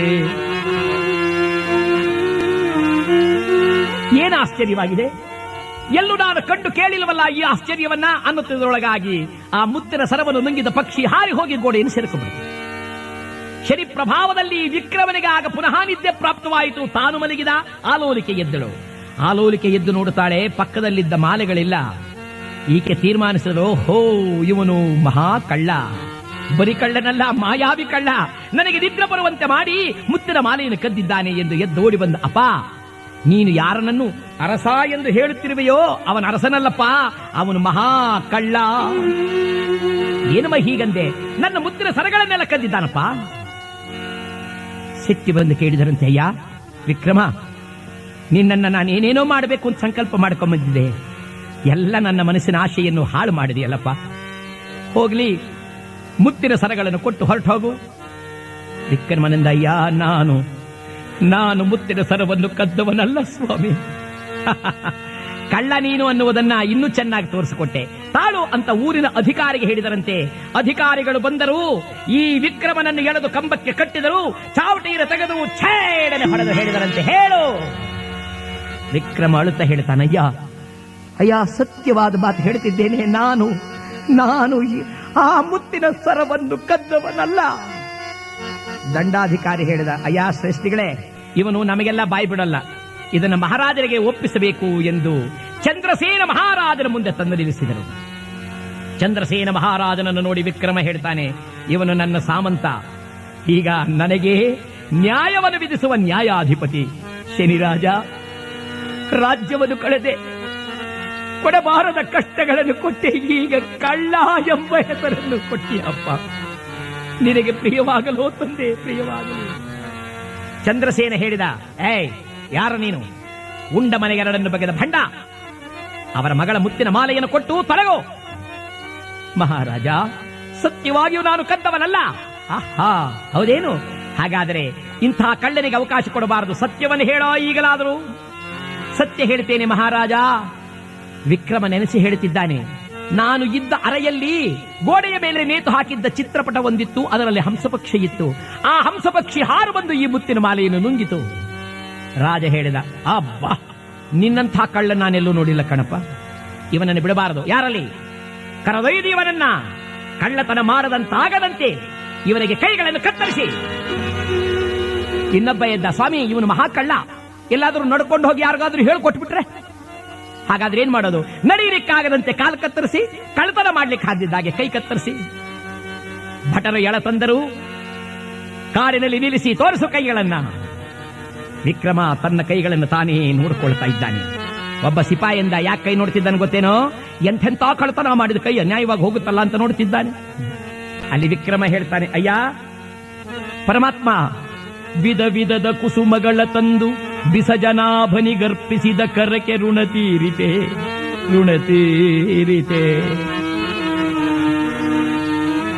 ನಾರಾಯಣ ನಿನಗೆ ಪ್ರಿಯವಾಗಲಿ ಎಂದು 2 ಕೈಗಳನ್ನು ಚಾಚಿದ. ಕಟುಕನೋರ್ವನು ಹರಿತವಾದ ಕತ್ತಿಯನ್ನು ತೆಗೆದವನ 2 ಕೈಗಳ ಮೇಲೆ ಢಮ್ಮನೆ ಹಾಕಿದರೆ, ಅಮ್ಮ ಅಮ್ಮ. ಇನ್ನೊಬ್ಬ ಅಂದ, ಏನ್ ನೋಡ್ತಿರ್ವಿಯೋ, ಕತ್ತರಿಸವನ ಕಾಲನ್ನ. ಓಡಿ ಬಂದು ಮತ್ತೊಬ್ಬ ಹರಿತವಾದ ಕಠಾರಿಯಿಂದ ಅವನ 2 ಪಾದಗಳನ್ನ ಕತ್ತರಿಸಿದ. ಕತ್ತರಿಸಿದೊಡನೆ ಕರಪಾದಗಳೆರಡು ಕಳೆದು ಹೋಯಿತು. ವಿಕ್ರಮ ಕೇಳ್ತಿದ್ದಾನೆ ಕಣ್ಬಿಟ್ಟು, ಅಯ್ಯ ಅಯ್ಯ, ನಿಮ್ಮಲ್ಲಿ ಒಂದು ಪ್ರಾರ್ಥನೆ. ಭಾರವಾದೆನು ಈ ಜಗದಿ, ನಾನೀಗ ಭಾರವಾದೆ. ಉಡಲಾರೆ ನಡೆದು ಹೋಗಲಾರೆ. ಊಟ ಮಾಡುವಂತಿಲ್ಲ, ವಸ್ತ್ರ ಧರಿಸುವಂತಿಲ್ಲ, ನಡೆದು ಹೋಗಿ ಬರುವಂತಿಲ್ಲ. ಅಯ್ಯ ಪುಣ್ಯಾತ್ಮರೇ, ಕೈ ಕಾಲುಗಳನ್ನು ಕಳೆದವರೇ, ನಿಮ್ಮನ್ನು ಪ್ರಾರ್ಥನೆ ಮಾಡಿಕೊಳ್ತೇನೆ. ಕೈ ಕಾಲುಗಳನ್ನು ಕಳೆದರ ಸಂಗಡ ನನ್ನ ತಲೆಯನ್ನು ಕಡಿದು ಪುಣ್ಯವನ್ನು ಕಟ್ಟಿಕೊಡ್ರಪ್ಪ. ಅಯ್ಯ ಪುಣ್ಯವನ್ನು ಕಟ್ಟಿಕೊಡ್ರಪ್ಪ. ಆ ಸೇವಕ ಅಂದರೆ, ಮಹಾರಾಜರ ಆಜ್ಞೆ ಆಗಿರೋದು ನಿನ್ನ ಕೈ ಕಾಲು ಕಡಿಯೋಕೆ ಮಾತ್ರ, ತಲೆ ಕಡಿಯಲಿಕ್ಕಲ್ಲ. ಹೊರಡೆಂದು ತನ್ನ ಎಡಗಾಲನ್ನು ತೆಗೆದು ಒಂದು ಸಲ ಢಮ್ಮನೆ ಒದ್ದನಂತೆ. ಪಕ್ಕದಲ್ಲೊಂದು ಹಳ್ಳ, ಮುಳ್ಳಿನ ಪೊದರು. ಅರಸ ಗಡಗಡಗಡೆ ಉರುಳಿ ಅದರೊಳಗೆ ಬಿದ್ದ. ಆ ಮುಳ್ಳುಗಳೆಲ್ಲ ತಾಕಿ ಕೀರಿ ರಕ್ತ ಬಂದು ಬಿಡುತ್ತಂತೆ. ಸೇವಕರು ಹೊರಟು ಹೋದರು. ಅಲ್ಲೇ ನಾರಾಯಣ ನಾರಾಯಣ ನಾರಾಯಣ ನಾರಾಯಣ. ದಿನ 1, 2, 3 ಕಳೆಯೇ. 1, 2, 3 ದಿನ ಕಳೆಯಿತೋ ಇಲ್ವೋ, ಈತನಿಗೆ ಅವಸಾನ ಕಾಲ ಪ್ರಾಪ್ತವಾದಂತಾಯಿತು ಮನಸ್ಸಿನಲ್ಲಿ. ಶನಿರಾಜ ನಿನಗೆ ಪ್ರಿಯವಾಗಲಪ್ಪ, ನೀನು ಎಂಥ ಮಹಾನುಭಾವನಪ್ಪ. ಇದೋ ನಿನಗೆ ವಂದನೆ, ನನ್ನ ಕೊನೆಯ ಮಾತನ್ನು ಸ್ವೀಕರಿಸು. ಶನಿರಾಜ ಶನಿರಾಜ ಕರುಣೆ ತೋರು ಭವ್ಯ ತೇಜ. ಶನಿರಾಜ ಶನಿರಾಜ ಕರುಣೆ ತೋರು ಭವ್ಯ ತೇಜ.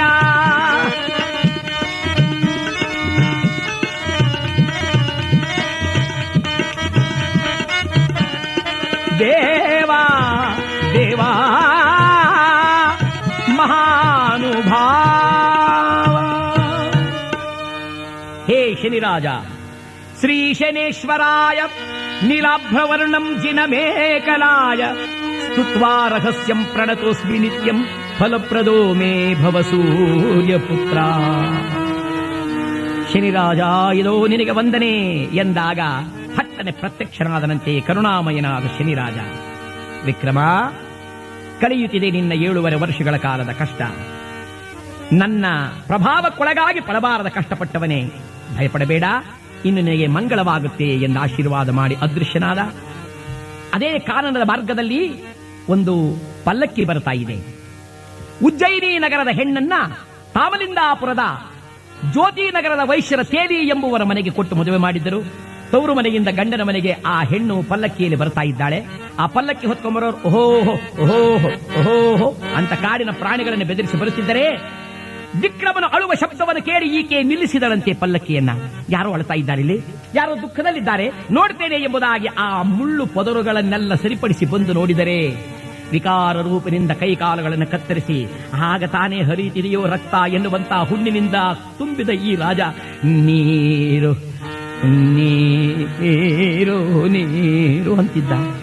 ಏಕೆಯಪ್ಪ, ಎಂತ ಕಷ್ಟದಲ್ಲಿದೆಯಪ್ಪ, ಯಾರಪ್ಪ ನೀನು, ಸ್ವಲ್ಪ ತಾಳು ನೀರು ತರ್ತೇನೆ ಎಂದು ಮೇನೆಯಲ್ಲಿದ್ದ ನೀರನ್ನು ತಂದಾಗ ಅಲ್ಲೊಬ್ಬ ಸೇವಕ ಅಂತಾನೆ, ಅಮ್ಮ ಅಮ್ಮ, ಇವನಿಗೆ ನೀರಾಗಲಿ ಅನ್ನ ಆಹಾರಗಳಾಗಲಿ ಕೊಡಬಾರದು ಎಂದು ಈ ನಾಡಿನ ಅರಸನ ಆಜ್ಞೆಯಮ್ಮ. ಆಗ ಆ ಲಕ್ಷ್ಮೀದೇವಿ ಹೇಳ್ತಾಳೆ, ಅಯ್ಯ, ಪ್ರಾಣವನ್ನು ಬಿಡುತ್ತಿದ್ದರೂ ಸಹ ಅವರಿಗೊಂದಿಷ್ಟು ಜಲಪಾನವನ್ನು ಮಾಡದೇ ಇರತಕ್ಕಂಥ ದೇಶದವಳಲ್ಲ ನಾನು.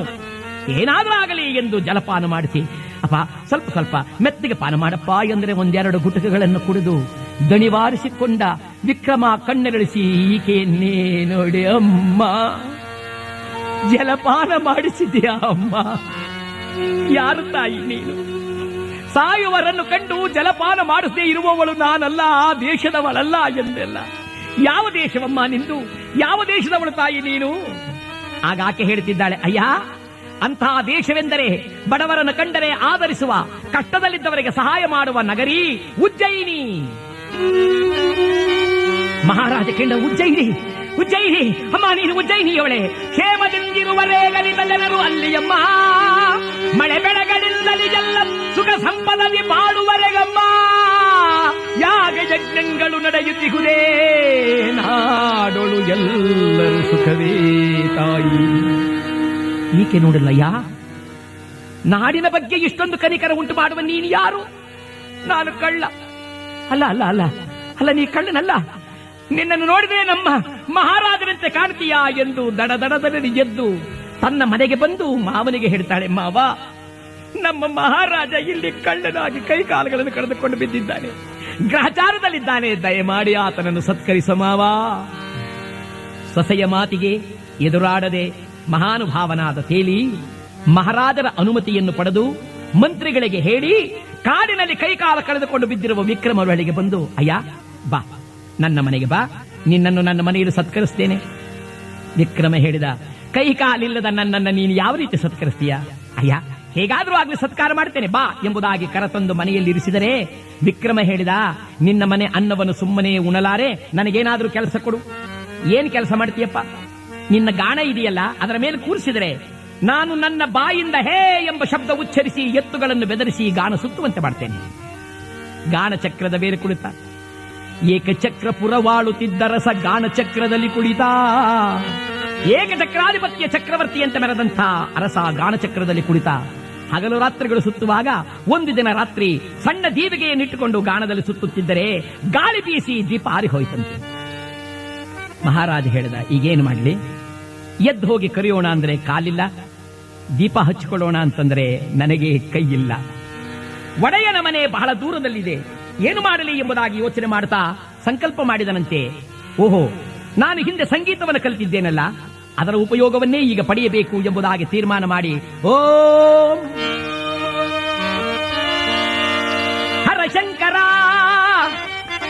ಗಿರಿಜಾವರ ಕರವನ್ನು ಮುಗಿಯುತ್ತ ರಾಗ ಪಾಡಲು ಮನ ಮಾಡಿದನು ಅರಸ. ದೀಪಕ ರಾಗವ ಪಾಡುತ್ತ ದೀಪವ ಬೆಳಗಿಸಲು ಮನ ಮಾಡಿದ.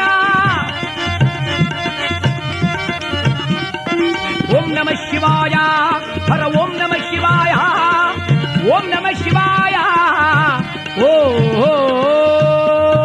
ನಮಃ ಶಿವ. ಅರಸ ಗಾನವನ್ನು ಹಾಡಿದೊಡನೆ ಆರಿ ಹೋಗಿದ್ದ ದೀಪ ಅಲ್ಲಿ ಉರಿಯಲಾರಂಭಿಸಿದೆ. ಅಷ್ಟು ಮಾತ್ರವಲ್ಲ, ಚಂದ್ರಸೇನ ಮಹಾರಾಜನ ಮಗಳಾದ ಚಂದ್ರಸೇನೆ ಎಂಬಾಕೆ ತನ್ನ ಮಂದಿರ, ದೇವಿಯ ಮಂದಿರದಲ್ಲಿ ಸಹಸ್ರ ದೀಪಗಳನ್ನು ಹಚ್ಚಿ ಕಾಯುತ್ತಿದ್ದಳಂತೆ. ಯಾವಾತನು ತನ್ನ ಅನುರಾಗದಿಂದ ಈ ಜ್ಯೋತಿಯನ್ನು ಬೆಳಗಿಸುವನೋ ಅವನನ್ನೇ ವಿವಾಹವಾಗ್ತೇನೆ ಎಂದು ತೀರ್ಮಾನ ಮಾಡಿ ಆ ಜ್ಯೋತಿಗಳೆಲ್ಲ ಧಗ ಧಗ ಧಗ ಧಗ ಧಗದ ಉರಿಯಲಾರಂಭಿಸಿತು. ರಾಜಕುಮಾರಿ ಹೇಳಿ ಕಳಿಸಿದ್ಲು, ಯಾರು ನೋಡಿ ಬನ್ನಿ. ಸೇವಕ ಸುತ್ತಾಡಿ ಕಂಡು ಹಿಡಿದು ಬಂದು ಹೇಳಿದ, ಅಮ್ಮ ಅವನೇ. ಯಾರವನೇ? ಅದೇ ನಾವು ಕೈಕಾಲ ಕಡಿಲಿಲ್ವಾ ಅವನೇ? ಹೇಗೆ ಹೇಳ್ತಿದ್ದರೋ ಅವನು ಮಹಾನುಭಾವ. ಅಮ್ಮ ಅಲ್ಲ ಕಣಮ್ಮ, ಅವನು ಮಾಯಾವಿ ಕಳ್ಳ. ಆ ವೇಳೆಗೆ ಮಹಾರಾಜ ಬಂದ, ಏನಮ್ಮ ಸಮಾಚಾರ? ಅಪ್ಪ, ತನ್ನ ಅನುರಾಗದ ಒಂದು ಪ್ರಭಾವದಿಂದ ಈ ಜ್ಯೋತಿಯನ್ನು ಬೆಳಗಿಸಿದ್ದಾನೆ, ಆತನನ್ನು ನೀವು ಕಳ್ಳ ಎಂದು ಕೈಕಾಲ ಕಡಿಸಿದರಂತೆ, ಆತನೇ ನನ್ನ ಪತಿ. ಮಹಾರಾಜ ಹೇಳಿದ, ಅಮ್ಮ, ಕಳ್ಳರನ್ನೆಲ್ಲ ನೀನು ಗಂಡನನ್ನಾಗಿ ಮಾಡಿದರೆ ಅರಸನಾಗಿ ನಾನು ಹುಟ್ಟಿದ್ದು ವ್ಯರ್ಥವಾದೀತು. ಇಲ್ಲ ಇಲ್ಲ, ನನಗೆ ನಂಬಿಕೆ ಬರಲ್ಲ. ಅಪ್ಪ, ಇದು ದೇವಿ ವರಪ್ರಸಾದ, ಹಾಗಾದ್ರೆ ಪರೀಕ್ಷೆ ಮಾಡೋಣಮ್ಮ. ಏನ್ ಪರೀಕ್ಷೆ ಮಾಡ್ತೀಯಪ್ಪ? ನಾಳೆ ಸ್ವಯಂವರವನ್ನು ಏರ್ಪಾಡು ಮಾಡ್ತೇನೆ, ಅಲ್ಲಿ ಎಲ್ಲರನ್ನು ಕರೆಸ್ತೇನೆ. ಆ ರಾಜಾಧಿರಾಜರೆಲ್ಲರೂ ಬಂದಿರುವ ವೇಳೆಗೆ ಆ ನಿನ್ನ ಗಂಡ ಎಂದು ಈಗ ಹೇಳುತ್ತಿರುವ ಕಳ್ಳನು ಬಂದಿರ್ತಾನೆ. ನಮ್ಮ ಪಟ್ಟದಾನೆಯ ಕೈಗೆ ಪುಷ್ಪ ಮಾಲಿಕೆಯನ್ನು ಕೊಡ್ತೇನೆ, ಅದು ಯಾರ ಕೊರಳಿಗೆ ಹಾಕುತ್ತೋ ಅವರೇ ನಿನ್ನ ಪತಿ. ಒಂದು ವೇಳೆ ಇವರೇ ನಿನ್ನ ಪತಿಯಾಗಬೇಕೆಂದು ದೇವಿ ಸಂಕಲ್ಪವಿದ್ರೆ ಹಾಗೆ ಆಗಲಿ. ಪರೀಕ್ಷೆ ಮಾಡ್ತೀಯಪ್ಪ? ದೇವಿಯನ್ನು ಪರೀಕ್ಷೆ ಮಾಡ್ತೀಯಾ? ನಿನ್ನ ಚಿಂತೆ ಆಗಲಿ. ಡಂಗುರವನ್ನು ಸಾರಿಸಿದರು, ರಾಜಕುಮಾರಿಯ ಸ್ವಯಂವರ ಎಂದು ಎಲ್ಲರಿಗೂ ವರ್ತಮಾನ ಕಳಿಸಿದರು. ರಾಜಾಧಿರಾಜರಿಗೆ ಎಲ್ಲ ರಾಜರು ಬರುತ್ತಿದ್ದಾರೆ. ಅಂಗ ಕಳಿಂಗ ಕಾಶ್ಮೀರ ಕೊಂಕಣ ವಾಳವ ಸಿಂಧು ಕುರುಗ ಸೌರಾಷ್ಟ್ರ ಗುರ್ಜರ ಬರ್ಬರ ವಿದರ್ಭ ದೇಶಗಳೇ ಮೊದಲಾದ 56 ದೇಶದ ರಾಜರು. 8 ಮದುವೆ ಆದವರು, 9 ಮದುವೆ ಆದವರು, 12 ಮದುವೆ ಆದವರು ಗಡ ಗಡ ಗಡ ಗಡ ನಡ್ಕೊಂಡು ಬರ್ತಾ ಇದ್ದಾರೆ. ಮದುವೆ ಅಂದ್ರೆ ಬಹುಜನಗಳಿಗೆ ಪ್ರಿಯ. ಏನ್ ಸಾರ್ ನಿಮಗೆ ಮದುವೆ ಅಂತೆ ಅಂದ್ರೆ ನಗುತ್ತಾರೆ. ಏನೋ ದೊಡ್ಡವರೆಲ್ಲ ಸೇರ್ಕೊಂಡು ಮಾಡ್ತಾ ಇದ್ದಾರೆ ಸರ್. ಒಂದು 5 ವರ್ಷ ಆದ್ಮೇಲೆ ವಿಚಾರಿಸಿ, ಏನ್ರಿ ಆರೋಗ್ಯವಾಗಿದ್ದೀರಾ ಅಂದ್ರೆ ಏನಾರೋಗ್ಯ. ಮಧು ಎಂದರೆ ಜೇನು, ಆಮೇಲೆ ವ್ಯಾ ಅನ್ನೋದಂತೆ. ಇಲ್ಲಿ ಆ ಮದುವೆ ಎಂಬ ಸಂತೋಷಕ್ಕೆ ನಾನು ನಾನು ನಾನು ನಾನು ಒಬ್ಬ ರಾಜ ದೊಡ್ಡದಾದ ತುರಾಯನ್ನು ತಲೆ ಮೇಲೆ ಕಟ್ಟಿದ್ದಾನೆ ಉದ್ದರಾಗಿ. ಇನ್ನೊಬ್ಬ ಕೇಳಿದ, ಯಾಕಯ್ಯ ಹೀಗೆ ಕಟ್ಟಿದೀಯಾ? ರಾಜಕುಮಾರಿ ಹಾರ ಹಿಡ್ಕೊಂಡ್ ಬರ್ತಿದ್ರೆ ನಾನು ತಲೆ ಆಡಿಸಿದ್ರೆ ಹಾರ ಬಂದು ನನ್ನ ಕುತ್ತಿಗೆಗೆ ಬಿದ್ದು ಬಿಡಬೇಕು. ಇನ್ನೊಬ್ಬ ಮುತ್ತಿನ ಸರಗಳನ್ನು ಕಂಠ ಪೂರ್ತಿ ಹಾಕಿದ್ದ. ಇನ್ನೊಬ್ಬ ಕೇಳಿದ, ಇದೇನೇ ಇಷ್ಟೊಂದು ಸರ ಹಾಕಿದೆಯಲ್ಲ, ರಾಜಕುಮಾರಿಗೆ ಒಡವೆಗಳ ಮೇಲೆ ಆಸೆಗಿದ್ದರೆ ಇದನ್ನು ನೋಡಿ ಆದರೂ ನನ್ನ ಕಂಠಕ್ಕೆ ಖಾರ ಹಾಕ್ಬಿಡ್ಲಿ, ನಾನು ಮುಂದು ಅಂತ ಆ ಸ್ವಯಂವರ ಮಂಟಪದಲ್ಲಿ ಎಲ್ಲರೂ ಬಂದು ಸೇರಿದರಂತೆ.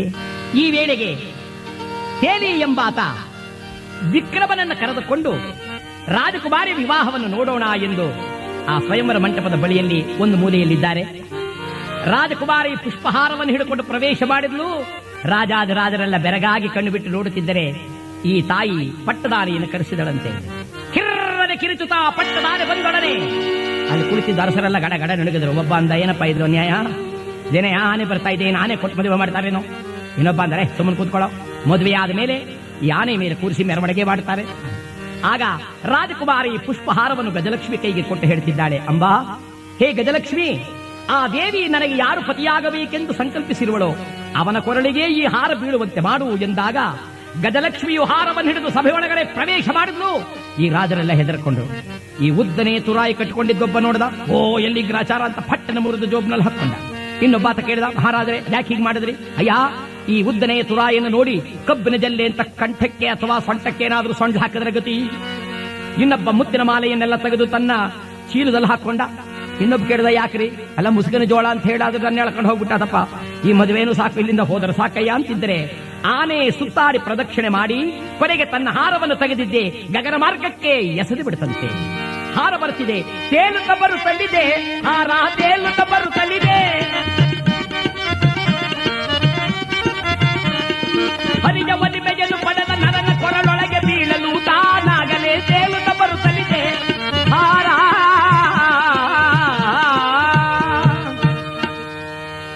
ನೇರನೆ ಬಂದು ವಿಕ್ರಮಾದಿತ್ಯನ ಕಂಠಕ್ಕೆ ಢಮ್ಮನೆ ಬಿದ್ದು ಬಿಡುತ್ತದೆ. ಈಕೆ ಹೇಳಿದಪ್ಪ, ನೋಡು, ಆತನೇ ನನ್ನ ಪತಿ. ಮಹಾರಾಜ ಹೇಳಿದ, ಅವನನ್ನ ನನ್ನ ಅಳಿಯ ಎಂದು ಸ್ವೀಕರಿಸಲು ನಾನು ಸಿದ್ಧನಾಗಿಲ್ಲ. ಈಕೆ ಹೇಳಿದಪ್ಪ, ನೀನು ಸ್ವೀಕರಿಸಿದರೆ ಎಷ್ಟು, ಸ್ವೀಕರಿಸದೇ ಇದ್ದರೆ ಎಷ್ಟು? ಆ ದೇವಿ ನನಗಾಗಿ ಕರುಣಿಸಿರುವ ಈತನೇ ಪತಿ. ತಂದೆಯಂದ ಪತಿ, ಕೈ ಕಾಲಿಲ್ಲದ ಈ ಹೆಳವ ನಿನ್ನ ಪತಿ. ಅಪ್ಪ, ಯಾರಾದರೇನು, ಕುಂಟನಾಗಲಿ ಕುರುಡನಾಗಲಿ ಧನಪತಿಯಾಗಿರಲಿ ದರಿದ್ರನವನಾಗಿರಲಿ ಅವನೇ ಎನ್ನ ಪತಿರಾಯ. ಮದುವೆಯಾದ ಮೇಲೆ ನಿನ್ನ ಮನೆಯಲ್ಲಿ ಇರಬೇಕಾದಂತಹ ಪದ್ಧತಿಯೇ ಇಲ್ಲ, ಇದು ಹೊರಟೆ ಎಂಬುದಾಗಿ ನೇರವಾಗಿ ಬಂದು ಹೊರಗಡೆ ಇರುವ ತನ್ನ ಗಂಡನನ್ನ ಉಪಾಯಾಂತರದಿಂದ ಕರೆತಂದು ಆ ಊರ ಹೊರಗಡೆ ಕಾಡಿನಲ್ಲಿ ಒಂದು ಗುಡಿಸಲನ್ನು ಮಾಡಿ ಅಲ್ಲಿ ಆತನನ್ನು ಮಲಗಿಸಿ ಪಲಾಶಪತ್ರದಲ್ಲಿ ಗಾಳಿಯನ್ನು ಬೀಸುತ್ತಿದ್ದಾಳೆ. ಮಲಗಿದ ವಿಕ್ರಮ ಕೇಳಿದ, ರಾಜಕುಮಾರಿ, ಕೈ ಕಾಲಿಲ್ಲದ ಈ ಹೆಳವನನ್ನು ಗಂಡನೆಂದು ಸ್ವೀಕರಿಸಿದೆಯಾ ನೀನು? ರಾಜಾಧಿರಾಜರನ್ನು ಬಿಟ್ಟು ನನ್ನನ್ನು ವಿವಾಹವಾಗಬಹುದೇ? ಆಕೆ ಹೇಳಿದ್ರು, ಸ್ವಾಮಿ, ಹಾಗೆಲ್ಲ ಮಾತನಾಡಬಾರದು. ನೀವು ಯಾರಾದರೇನು, ನೀವೇ ನನಗೆ ಸರ್ವಸ್ವ, ನೀವೇ ನನಗೆ ದೇವರು. ಅರಸರೊಳಗೆ ಹಿರಿಯನಾದಂತಹ ವಿಕ್ರಮಾದಿತ್ಯನೇ ನೀವೆಂದು ಭಾವಿಸಿ ನಾನು ನಿಮ್ಮ ಸೇವೆಯನ್ನು ಮಾಡುತ್ತಿದ್ದೇನೆ. ಪತಿರಾಯ, ತಾವ ಆ ರೀತಿ ಮಾತನಾಡಬಾರದು. ವಿಕ್ರಮಾದಿತ್ಯ ಎಂದಾಗ ವಿಕ್ರಮ ಹಾಗೆ ಅಂತಾನೆ, ಶನಿರಾಜ, ಏನಪ್ಪಾ ನಿನ್ನ ಪ್ರಭಾವ, ನಾರಾಯಣ ಅಂತ ಮಲಗಿದ್ದರಂತೆ. ಪಕ್ಕದಲ್ಲಿ ಇದ್ದ ಈ ತಾಯಿ ಕೇಳಿದ್ರು, ಏನು ಈ ನನ್ನ ಪತಿರಾಯ ವಿಕ್ರಮಾದಿತ್ಯ ಅನ್ನುವ ಹೆಸರನ್ನು ಕೇಳಿ ಹೀಗಾದನಲ್ಲ, ಶನಿರಾಜ ಅಂದನಲ್ಲ, ಯಾರಿರಬಹುದು ಈ ಶನಿರಾಜ? ಆತನನ್ನ ನಾನು ಪ್ರಾರ್ಥಿಸಲೇಬೇಕು ಅಂತ ಕೈಗಳನ್ನು ಜೋಡಿಸಿದ್ದಾಳೆ. ಅಯ್ಯ ಶನಿರಾಜ, ಯಾರಾದರೇನು, ದಯಮಾಡಿ ನನಗೆ ಪ್ರತ್ಯಕ್ಷರಾಗು, ಯಾವ ಕಾರಣದಲ್ಲಿ ಈತ ಹೀಗಾಗಿದ್ದಾನೆ ಎಂಬುದನ್ನು ತಿಳಿಸು ಎಂಬುದಾಗಿ ಕರಗಳನ್ನು ಮುಗಿದು ಪ್ರಾರ್ಥಿಸಿದರಂತೆ. ಶ್ರೀ ಶನೇಶ್ವರಾಯ ನೀಲಾಭ್ರವರ್ಣಂ ಜಿನಮೇಕಲಾಯ ಸುತ್ವಾ ರಹಸ್ಯಂ ಪ್ರಣತೋಸ್ಮಿ ನಿತ್ಯಂ ಫಲಪ್ರದೋ ಮೇ ಭವ ಸೂರ್ಯಪುತ್ರ. ಅಯ್ಯ, ಕಾಪಾಡು, ಪ್ರತ್ಯಕ್ಷನಾಗು ಎಂದಾಗ ಆ ಭಕ್ತವತ್ಸಲನಾಗಿರ್ತಕ್ಕಂಥ ಮಹಾನುಭಾವನಾದ ಶನಿರಾಜ ಕರದಲ್ಲಿ ದಂಡವ ಪಿಳಿದ ಕ್ಷಣದಲ್ಲಿ ಪ್ರತ್ಯಕ್ಷವಾದನು ಶನಿರಾಜ. ನಗು ನಗುತ್ತಲಿ ನನ್ನದಿಂದ ಆಕೆಗೆ ವರವ ನೀಡಲು ಅತಿವೇಗ.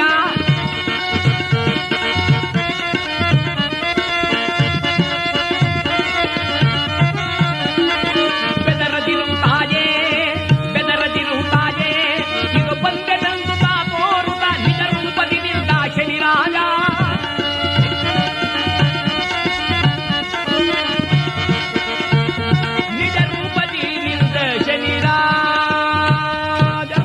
ಶನಿರಾಜ ಪ್ರತ್ಯಕ್ಷರಾಗಿ ಹೇಳ್ತಿದ್ದಾನೆ, ಅಮ್ಮ, ಇದೋ ಬಂದಿದ್ದೇನೆ, ನಾನೇ ಶನಿರಾಜ. ಈತ ನನ್ನ ಪ್ರಭಾವಕ್ಕೆ ಒಳಗಾದವನು. ಈತನೇ ಉಜ್ಜಯಿನಿ ನಗರಾಧಿಪನಾಗಿರ್ತಕ್ಕಂಥ ವಿಕ್ರಮಾದಿತ್ಯ. ನೀನು ಅಪೇಕ್ಷೆ ಪಟ್ಟಾಗ ಈತನ ಕೈ ಕಾಲುಗಳನ್ನೆಲ್ಲವನ್ನು ನಾನು ದಯಪಾಲಿಸುತ್ತೇನೆ.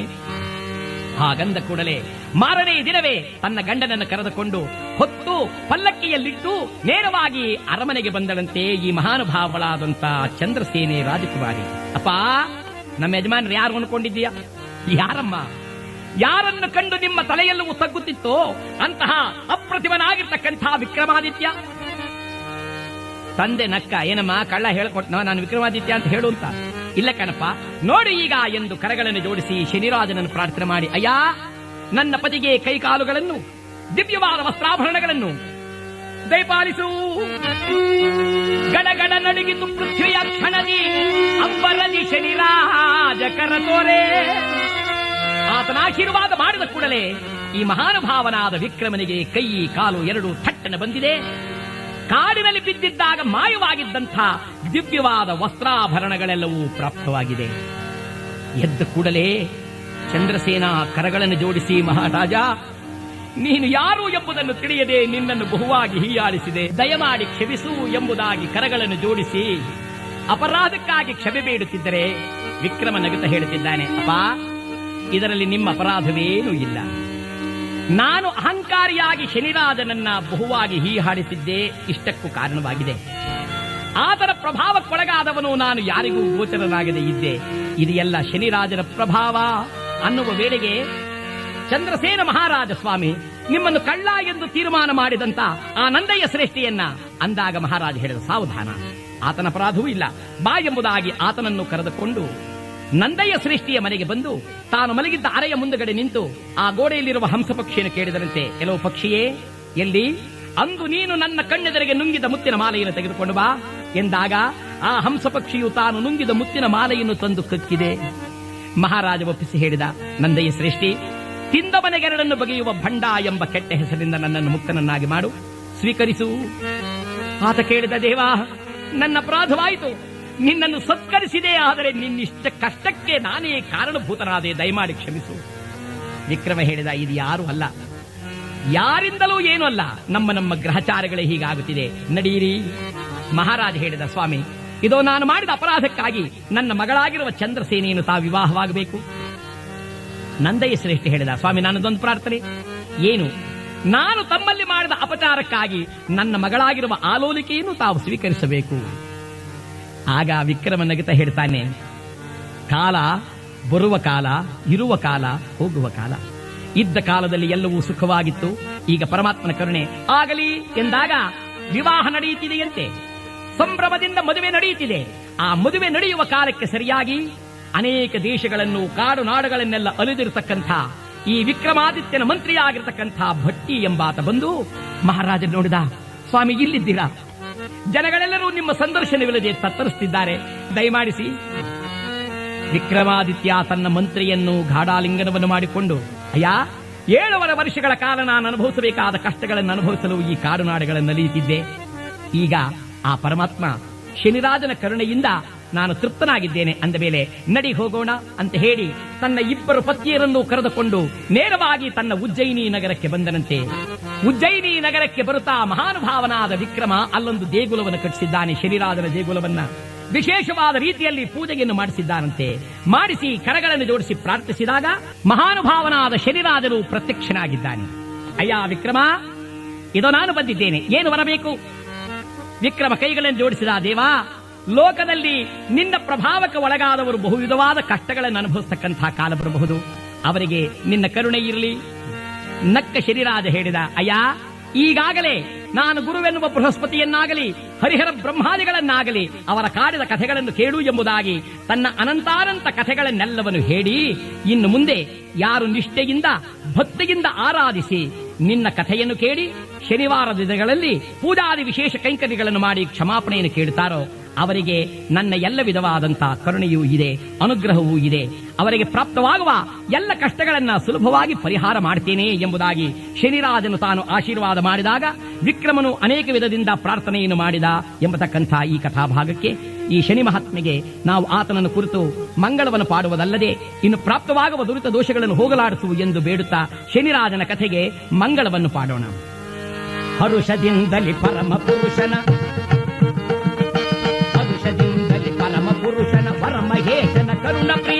ಘನ ದಿವಾಕರ ಛಾಯಾ ಸುತನ ಘನ ದಿವಾಕರ ಛಾಯಾ ಸುತನ ಪಾಡಿ ಭಜಿಸಿರಿ ಮಗಳು. ಅನುವು ವಿಧದಲ್ಲಿ ಬೇಡಿದವರಿಗೆ ವರಗಳನ್ನು ತಾ ನೀಡುತ್ತಿರುವ ನಿತ್ಯದಲ್ಲಿ ಸತ್ಯದಲ್ಲಿ ತಾನೇ ತಾನಾಗಿ ಮೆರೆಯುತ್ತಿರುವ ಮಂಗಳ ಶನಿರಾಜಗೆ ಮಂಗಳ ಶನಿರಾಜಗೆ ಮಂಗಳ ಭವ್ಯ ತೇಜಗೆ ಮಂಗಳ